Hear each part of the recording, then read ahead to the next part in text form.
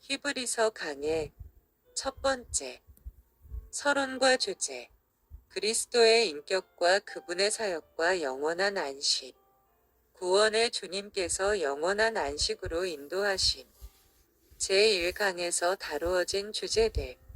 1. 히브리서의 기록자와 수신자. 2. 히브리서 기록 목적과 연대. 3. 히브리서의 문학 형식과 신학적인 위치. 4. 히브리서 주제와 그 내용의 구조. 5. 배도의 상황에 처한 자들에 대한 권면. 히브리서 공부는 먼저 서론을 생각해보고 그 다음 이어서 히브리서 본문을 생각해보겠습니다.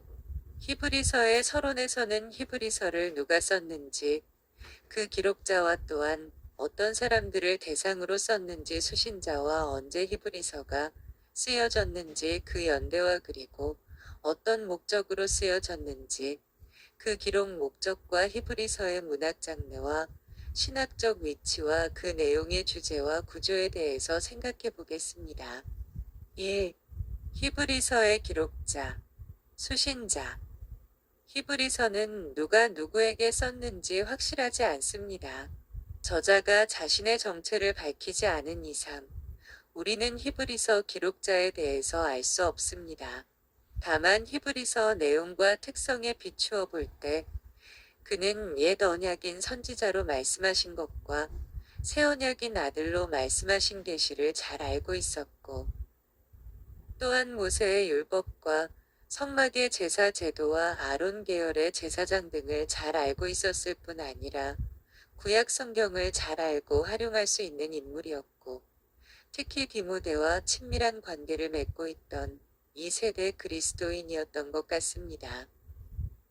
내적 증거들로 볼 때 수신자들의 주 대상은 유대인 그리스도인들로 추정되고 전체 교회 속에 이방인들의 다수가 포함되어 있었던 것 같습니다. 아마도 한 도시의 여러 구역들에 흩어져 존재했던 큰 공동체 속에 속한 작은 가정교회였던 것으로 보입니다. 기록자는 수신자들을 개인적으로 잘 알고 있었으며 조만간 그들을 몸소 다시 방문하게 되기를 고대하고 있었고, 저자는 그들의 과거 신앙 경력과 현재 영적 상태를 깊이 알고 있었음을 알 수 있습니다. 그들은 사도들로부터 직접 복음을 듣고 믿음에 이른 자들이었습니다. 그런데 그들은 구원을 등한히 여기고 복음에 대한 믿음이 약화되는 위험에 빠져들고 있었습니다. 심지어 그들 중 어떤 이들은 하나님으로부터 돌아서서 구원의 길에서 떨어져 나갈 위기에 봉착해 있었습니다. 그들은 성도들을 섬김으로써 형제에 대한 자신들의 사랑을 증명해 보이던 자들이었습니다. 그뿐 아니라 수신자, 공동체는 그 태동 단계부터 고난에 직면해 있었는데, 그럼에도 불구하고 그들은 그 고난을 잘 견뎌냈을 뿐 아니라 자신들보다 큰 고난을 당하는 자들을 동정하였고, 또한 자신들의 재산을 빼앗기는 것까지도 기꺼이 감수했었습니다.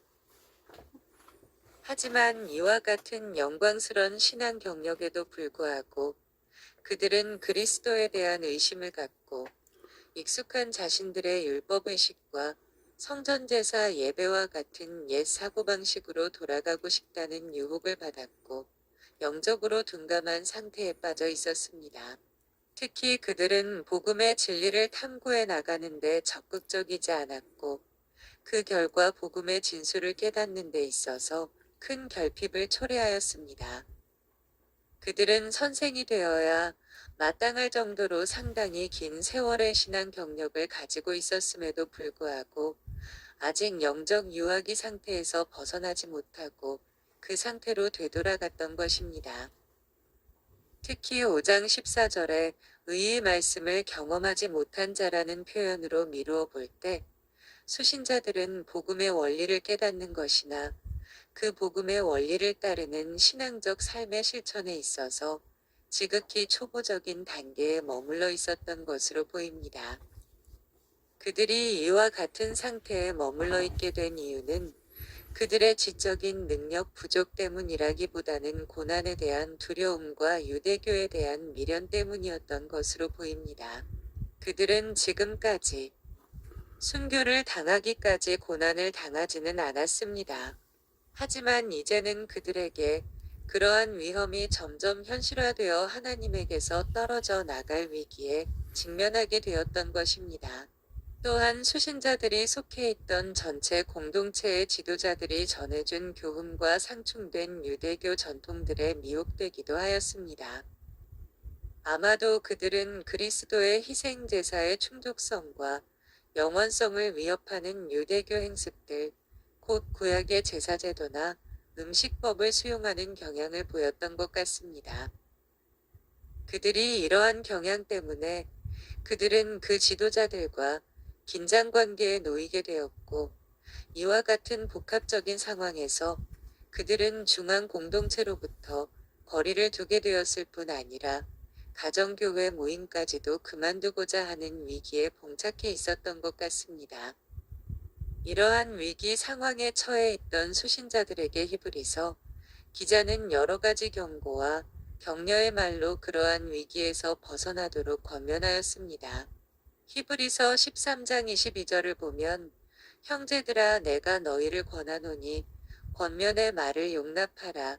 내가 간단히 너희에게 썼느니라고 하였습니다. 2. 히브리서 기록 목적과 연대. 앞에서도 간단하게 언급이 되었듯이 히브리서를 기록한 목적은 기교의 위치에 있었던 1세기 무렵의 그리스도인들에게 경고와 권면하기 위하여 기록되었습니다. 히브리서 서신이 기록된 1세기 후반은 그리스도인들, 특히 유대교에서 개종한 그리스도인들이 박해와 고난을 당하던 시기였습니다. 왜냐하면 그들은 동족인 유대인들과 로마 제국으로부터 핍박을 받고 있었기 때문입니다. 그들 중에 어떤 사람들은 육체적으로 고통을 당하였고 집과 재산도 약탈당하였습니다. 어떤 이들은 신앙 때문에 옥에 갇히기도 했으며 또 어떤 이들은 예수께 대한 믿음 때문에 대중의 조롱거리가 되기도 하였습니다. 이와 같은 핍박에도 불구하고 많은 유대인 신자들은 역경을 기쁘게 감당하였습니다.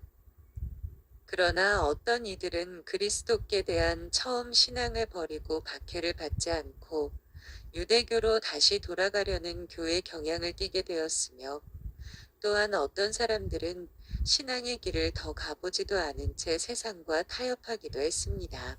뿐만 아니라 박해와 고난이 계속되자 교회 내에서도 신자들의 신앙이 흔들렸던 것 같습니다.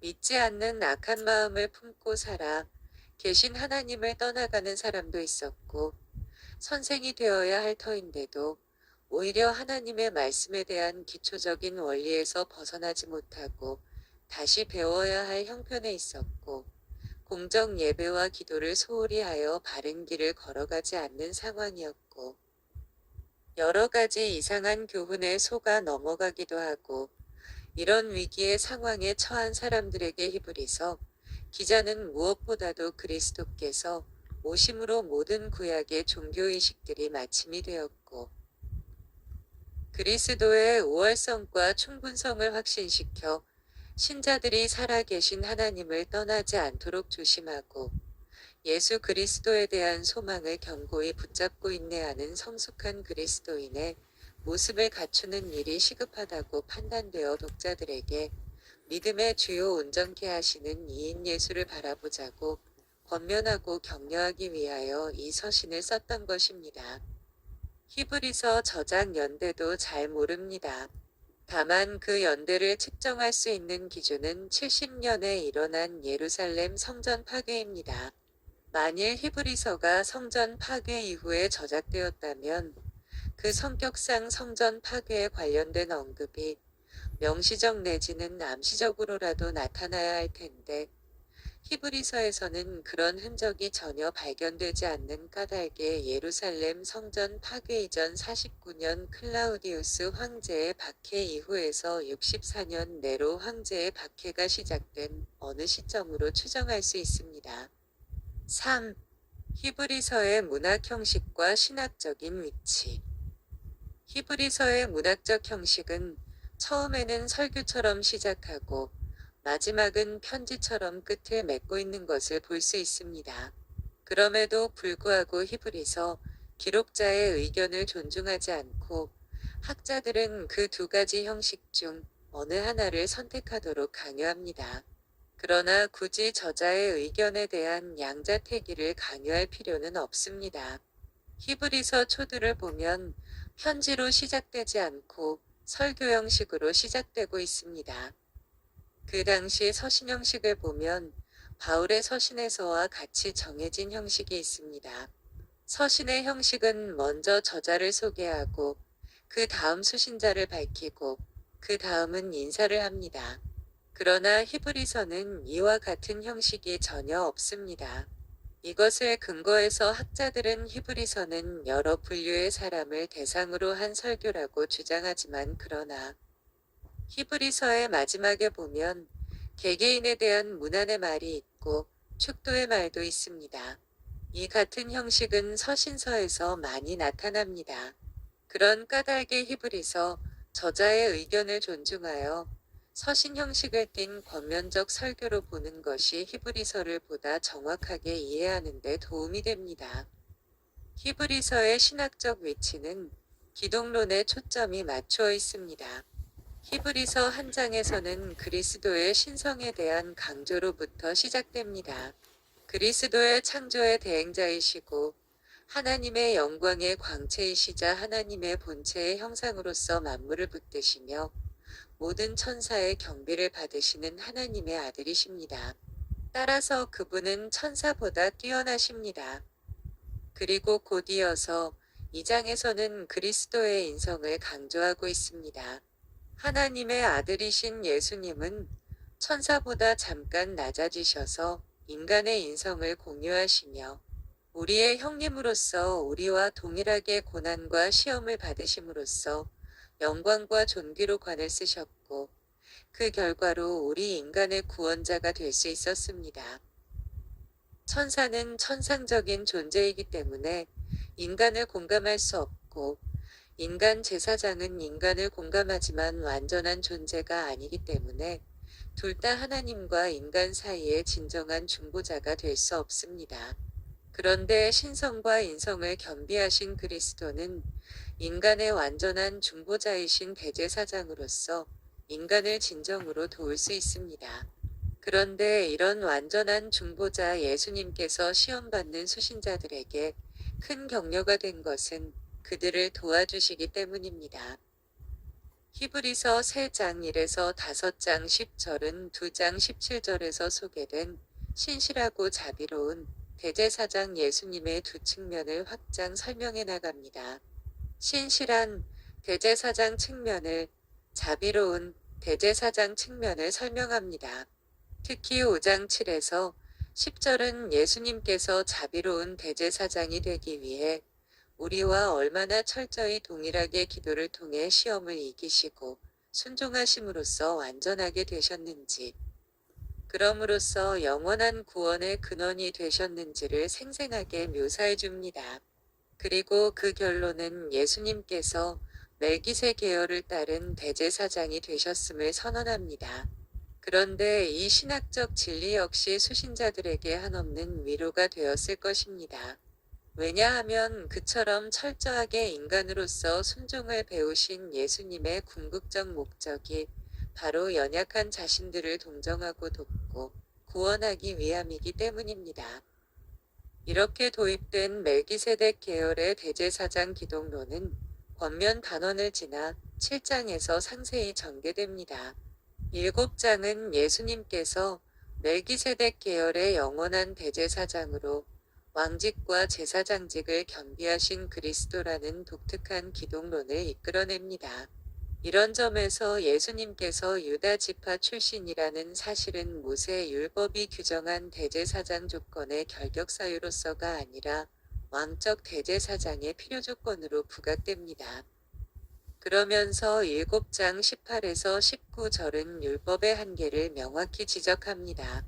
또한 그분의 대제사장직은 레위 계열의 대제사장들처럼 기간이 한정된 것이 아니라 영원한 것입니다.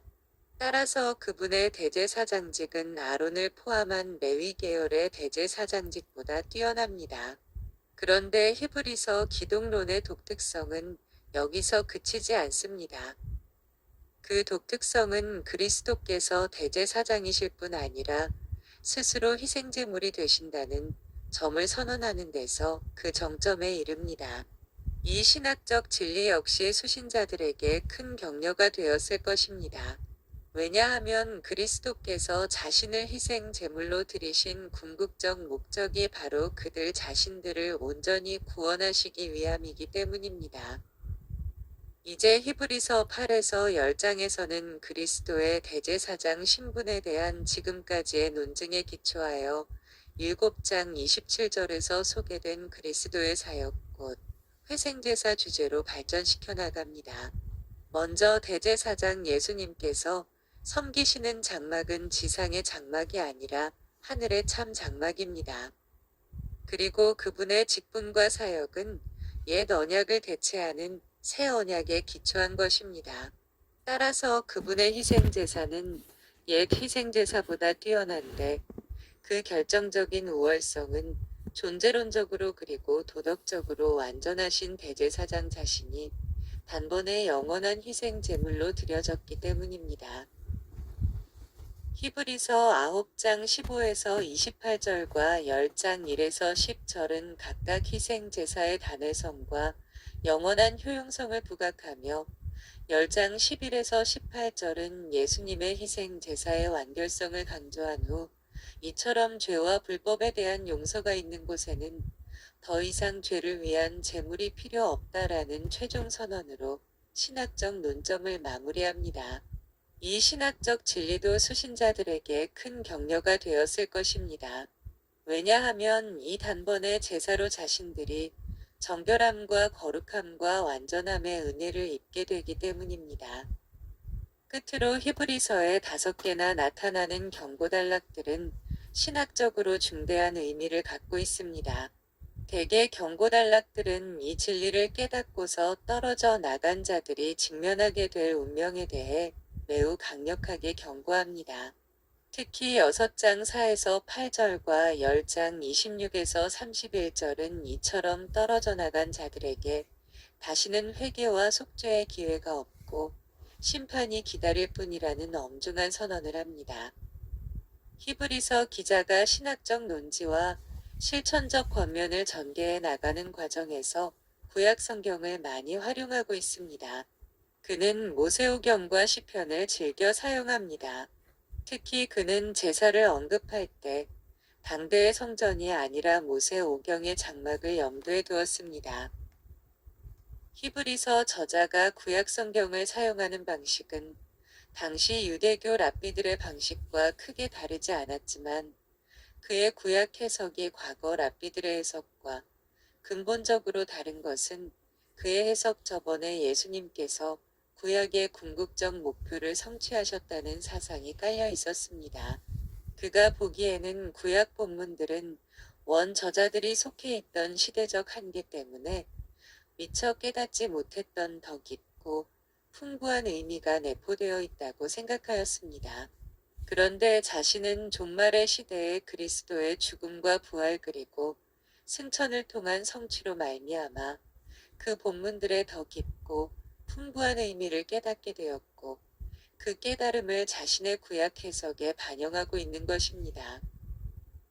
다시 말해서 그리스도의 성취 이전에는 구약 성경의 궁극적 의도와 목표를 드러내는 열쇠가 주어지지 않았지만 이제 그리스도의 성취라는 열쇠가 주어졌고 따라서 히브리서 저자는 그리스도의 성취를 통해 구약 성경의 궁극적 의미를 되짚어 해석해낼 수 있는 특권을 누리고 있었습니다.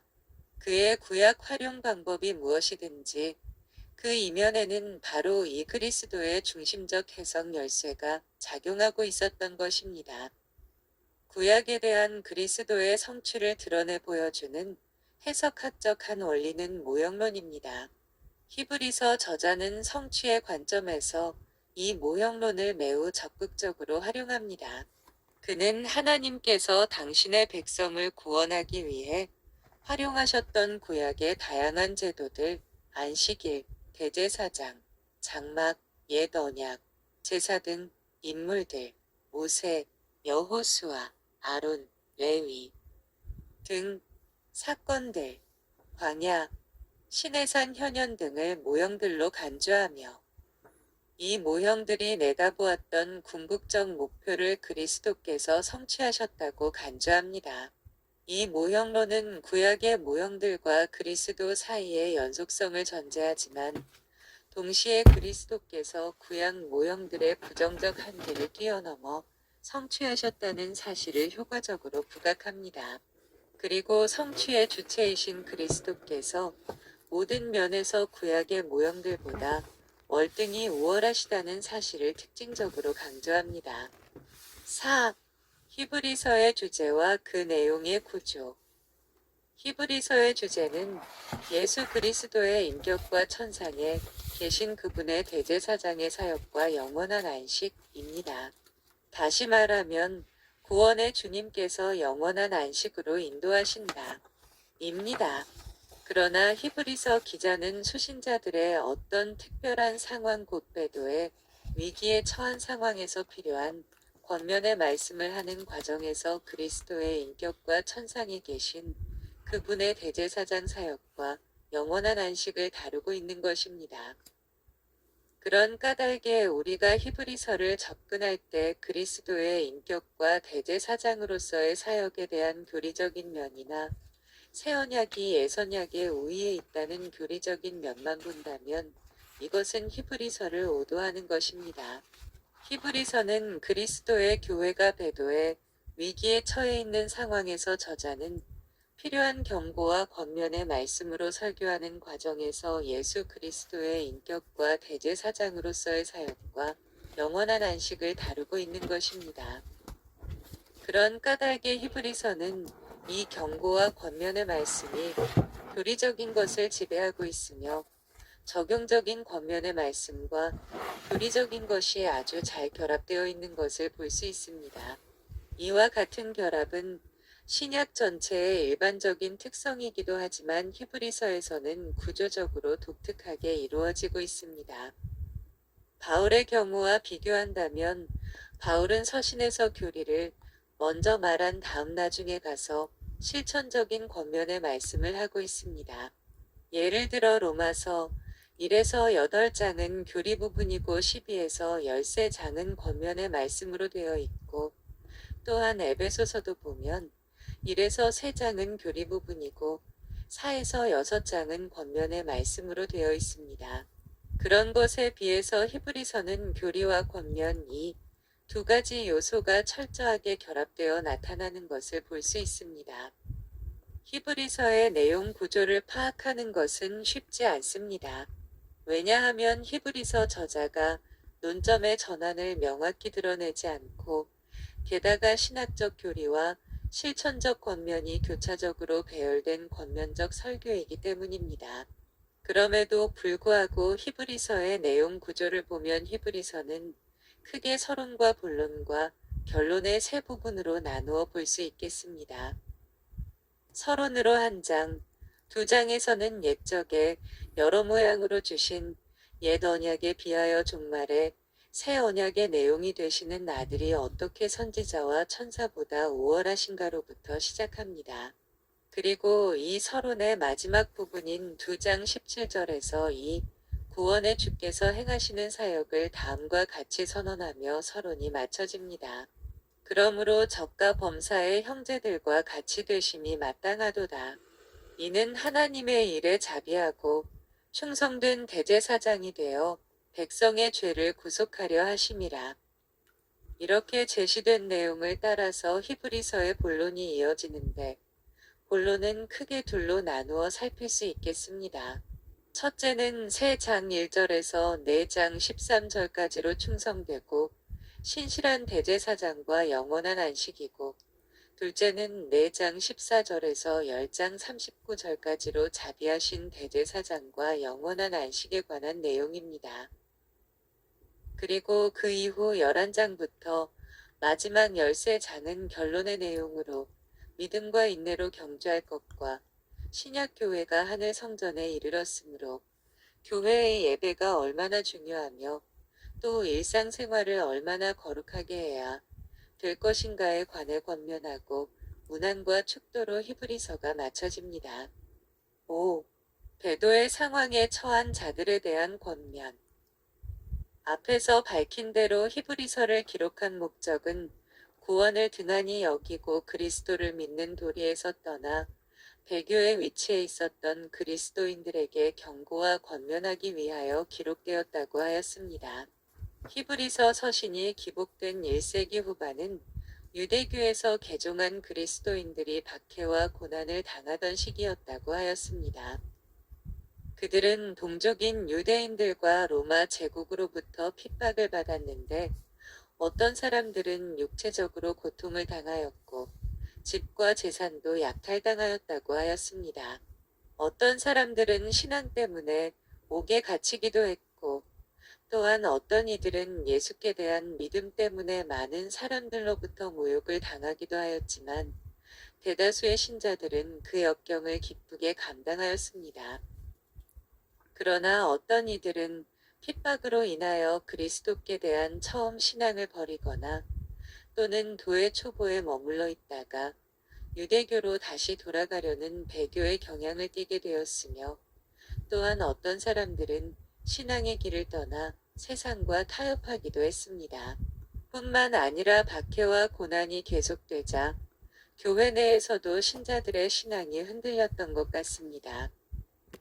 이런 위기의 상황에 처한 사람들에게 히브리서 기자는 속죄를 받고 영원한 안식에 들어가려면 히브리서 3장 1절에서 우리의 믿는 도리의 사도시며 대제사장이신 예수를 깊이 생각하라고 하였습니다. 그리고 4장 14절에서 우리가 믿는 도리를 굳게 잡으라고 권합니다. 대제사장이시며 승천하신 하나님의 아들 예수를 믿는 고백의 내용을 굳게 붙잡으라고 권합니다. 다시 말하면 예수 그리스도께서 대제사장으로 이루신 모든 사역 내용을 굳게 붙잡고 전적으로 의지하라는 말입니다. 더욱이 주님은 날마다 수시로 넘어지는 우리가 굳게 붙잡고 의지할 수 있도록 친히 연약한 사람으로 오셔서 이것을 체휼하신 분이라고 말합니다.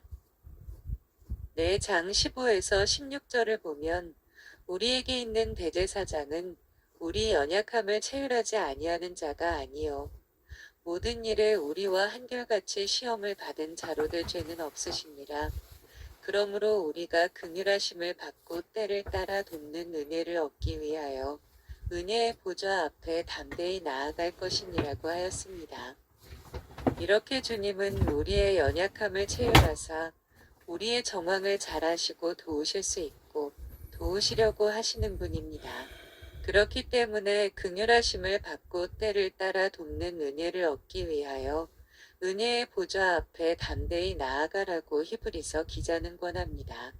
이 말씀은 날마다 자기의 죄를 생각하며 탄식하는 그들과 오늘 우리에게 얼마나 큰 위로가 되는 말씀입니까?